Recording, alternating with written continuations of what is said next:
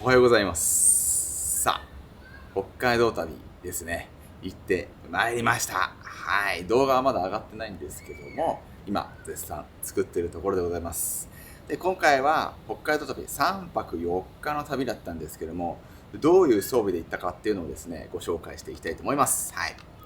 以前ね、四国一周とかね、結構長めの旅に出たことはあるんですけども、今回はそれの半分以下ということで、短くはないんだけども、長くはないっていう絶妙な日程で行ってみましたので、その時の装備ご紹介したいと思います。で、今回はですね、イケてるメーカーの代理店をしているダイアテックがですね、ブルックスですね、サポートしていただきましたので、せっかくなので、今回はブルックスのバイクパッキング、スケープというですね、パッキングをして旅をしてみましたので、その感想などもですね、含めてお話ししていきたいと思いますんで、気になる人はぜひチェックしてみてください。今回行ったのが、7月です。なので、こっちはめちゃくちゃ暑い。今もすげえ暑いんだけども、北海道は、上がってもせいぜい25度とか、そんな感じ。で、湿度はなくて、風が涼しくて、すっごい走りやすい。夏の北海道はやっぱ最高でした。はい。300から400ぐらいの距離感になります。僕らのいつものやっている楽しい旅のスタイルですので、ハードすぎず、ゆるすぎず、絶妙なラインをね、今回攻めてみました。バイクはですね、ロードバイクになります。はい。バイクはトレックのドマーネになります。個人的に最高の旅バイクだと思います。タイヤはね、行く時と現在では若干実はちょっと変えていて、今は 28C を履かせております。実際の旅はアジリストを使いました。サドルバッグの中には主に洋服ですね、衣類を入れてます。で、ここ、フレームバッグにはですね、僕の場合は撮影機材を入れました。で、ここ、トップチューブバッグ、ここには補給食が入ってます。ハンドルバーバッグは充電器ですね。携帯の充電器とか、ホテルで充電するための道具だったり、あとは僕の場合はね、機材のバッテリーなんかも入ってます。ファーストエイドのキットと修理キットなどなど入れてます。めったに出さないけど、ないと困る系がハンドルバーバッグに入ってます。ここってね、なかなか取り出したりするのめんどくさい場所にはなるので、めったに出さないけど大切なものを入れました。ここにはですね、ボトルを入れたりですね、補給食のゴミとか入れたりとか、汎用性の高いボトルケースになります。今回はいらないんですけども、ここはフルフレームバッグの場合はボトルをつけることができないので、ここにですね、こんな感じでボトルを差し込んだりすると、すごくね、便利なものになっております。じゃあですね、1個ずつ見ていきましょう。まずはね、サドルバッグから見ていきます。こういうライトを使ってます。ノブのライトになるんですけども、ここがね、USB 端子になっているんですが、こういうサドルバッグつけると、ライトをつけるところは結構難しいですよね。個人的におすすめなのは、この場所につけるか、ここですね。クリップみたいになってるので、こんな感じで挟んでつけてあげると、視認性が良くなって安全に走れると思います。ブルックスのスケープはこうやって別になってるタイプですね。中身なんですけども、衣類と言いました。開けます。パチンとやってくるくるくるという感じですね。で、ぐわっと、はい、こんな具合になっております。そもそもバッグの容量がめちゃくちゃ大きいです。これすっごいでかいです。なんならこれ1個で全部入っちゃうんじゃないかってぐらい大きいですね。まず下着ですね。はい。パンツ。あとは、これはインナーですね。インナー兼ホテル用の下着。ね、T シャツですね。靴下。ビブが一つと、こういうね、サイクルジャージ。今回持ってきました。何でもいいと思います。同じようなね、感じのジャージですね。今回ジャージは2つ、ビブは1つというね、体勢でいきました。余裕です。全く問題なかったです。そして万が一雨が降った時用の雨がっぱですね。レインジャケット。これが現地とかね、ホテル着いた後、どっか食事しに行く時用のシューズです。コンパクトになる、外用の靴ですね。で、これはですね、万が一洗濯物ができなかった時に匂いがきつくなっちゃうので、こういうですね、ジップロックみたいなものを持ってます。今回の宿すべて洗濯機とランドリーがある宿ですので、ここまで荷物少なくできます。まさにこの状態で空港まで行って、で、現地着いて、着替えて、これとこれ着て、ね。で、靴下履いて、みたいな。で、この今着てる服とかは全部このバッグの中に入れるといったような感じですね。なので、つどつど着いたら着替えて、出発する前にサイジャーを着て、といったような感じでですね、ルーティーンを組んでやってました。極論を言えば、1個で十分です。毎回必ず選択できるならね。はい。万が一選択できなかった時に、一応持ってきましたけども、ぶっちゃけ、ワンセットでもなんとかなるなというのが個人的に今回感じた感想ですね。靴下もそんなこと言ったら1個でいいんですけども、ちょっと、気分転換もしたいなっていうことで、2つ。で、下着2つ。これも1個でいいかもしれないけどもね。下着は2つあった方がいいと思います。これも入れ方なんですけども、基本的にあまり出さないものは奥がいいと思います。例えばレインジャケット。これね、雨降った時しか使わないから一番奥でいいと思います。他は全部ね、出す可能性があるので、適当でいいと思います。ジャージ。で、下着とかこの辺適当に入れて。で、一番よく取り出すのはやっぱこれだよね。現地着いたらすぐにやっぱり靴履き替えたいと思うので、これは最後に僕はいつも入れてますね。はい、こんなにちっちゃくなります。こんなに入れてもですね、まだまだ余裕があります。でね、ブルックスのね、このね、スケープはね、なかなかいいなと思ったのが、これ完全防水なんですけども、こういう風に巻き巻きしてやるのですが、中に空気が入っちゃってですね、抜けなくなっちゃうんですよね、こう。そういう時に、ここですね。ここに空気を抜く弁がついてます。これを開いてやることで、空気がね、シューッと抜けるので、ちっちゃくすることができます。これすごくね、今回便利でした。こんなに小さくなります。ね。たら、これも一応ごめんなさい、入れ忘れちゃいましたけども、入れて、空気が抜けたらさらにね、ギュッと絞ってあげてもいいんじゃないかなと思います。はい。かなりコンパクトになりますね。この状態であとは突っ込むだけですね。ギュッと。はい。金具がついてますので、任意の場所に引っ掛けてあげると。これだけでいけます。オーソドックスなんですけども、結構安定感があって、ダンシング結構しましたけども、そんなにブワンブワン揺れなくて、サドルバッグが印象良かったです。順番にこういくとしたら、ここですね。ここに関しては僕の場合は、このインスタ360を2個入れてます。これだけです。カメラとかを使わない人であれば、おそらくこれはなくてもいいところかもしれないですね。それはここに洋服を無理くり詰め込んでサドルバッグなしもできなくはないと思います。で、ここは、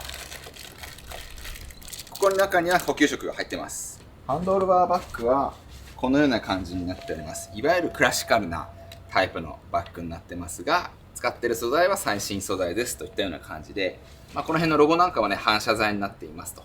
で、やり方なんですけども、ここに金具がついているので、クッと引っかかってるのを取ります。そうすると、こんな感じでドライバッグが出てきます。でプラプラしてるのがちょっとなっていう人は、また引っ掛けてあげれば、一応ね、プラプラしないようにはなりますね。この中は基本ガジェット系ですね。ガジェットが入ってます。両方から開けるタイプですね。広げようと思えばここまで広くなります。で、この中に入ってるものは、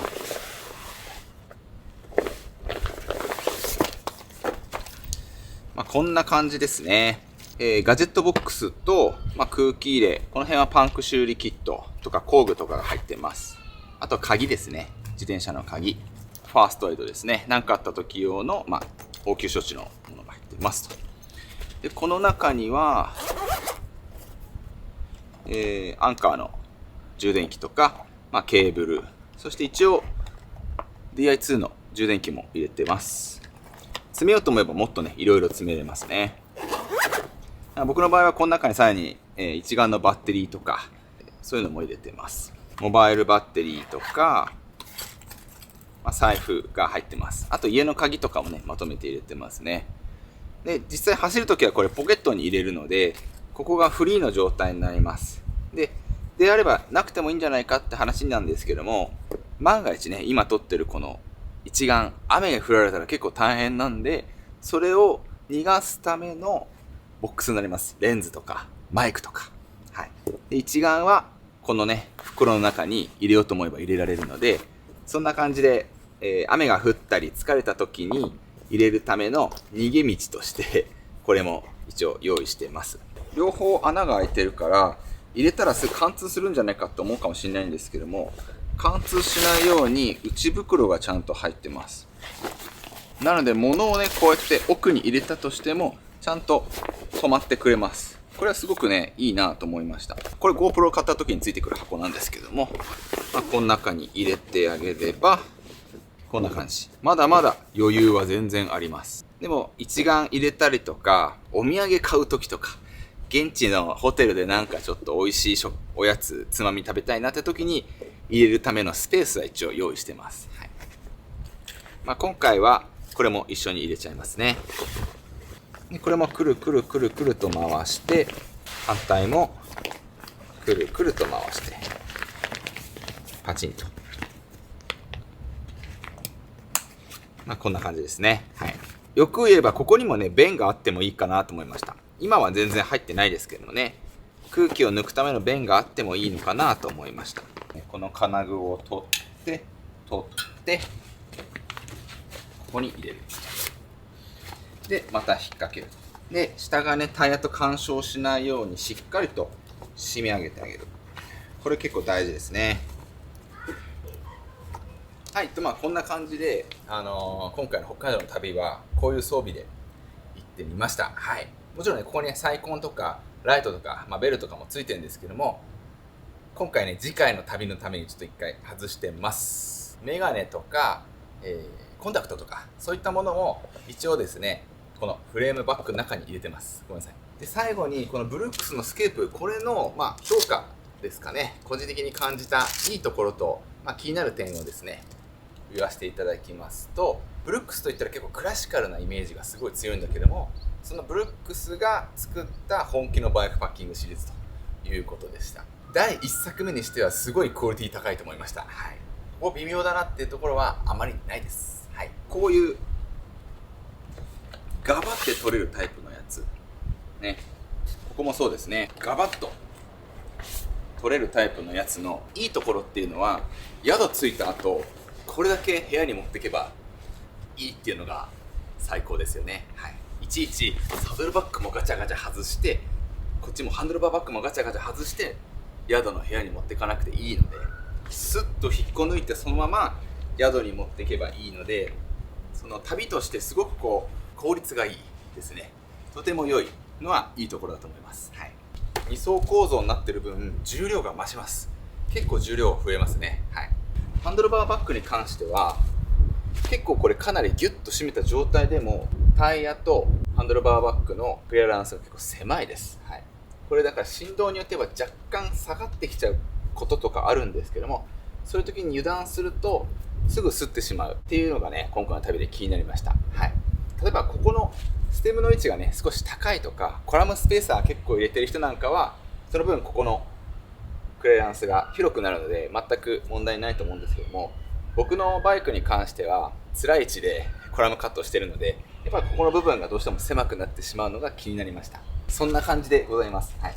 ブルックスっていうこのクラシカルなバイクにぴったりなアイテムをたくさん作ってるメーカーが、そのクラシカル感をなるべくなくさずに、かつ最先端の技術を使ったパッキング、バイクパッキング商品ということで、個人的には、黒森ブロードとか間違いなく相性いいと思いますし、ブルックス好きの人は間違いなく、満足いく商品だと思います。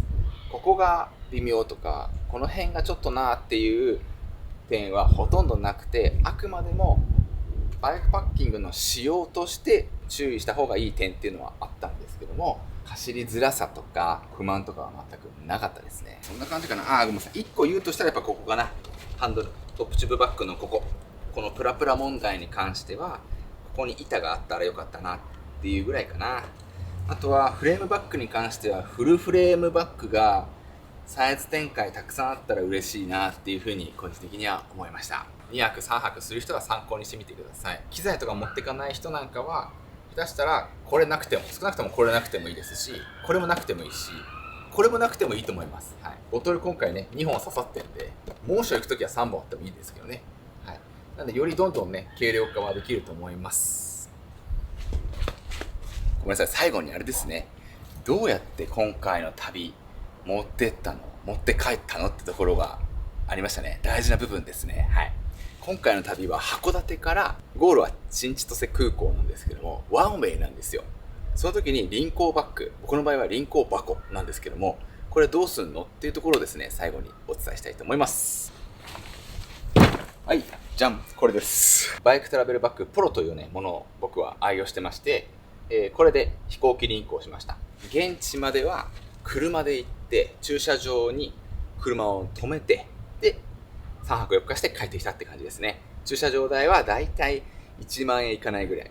ちょっとね駐車場代もったいないなって人は電車輪行がいいと思います。函館空港着いてからこれを畳んでホテルに送る予定だったんですね。今回札幌がゴールだったんですけども、ホテルに送って最後のゴールのホテルで受け取って組み立ててパッキングして電車で新千歳空港まで帰るっていうのが今回の予定でした。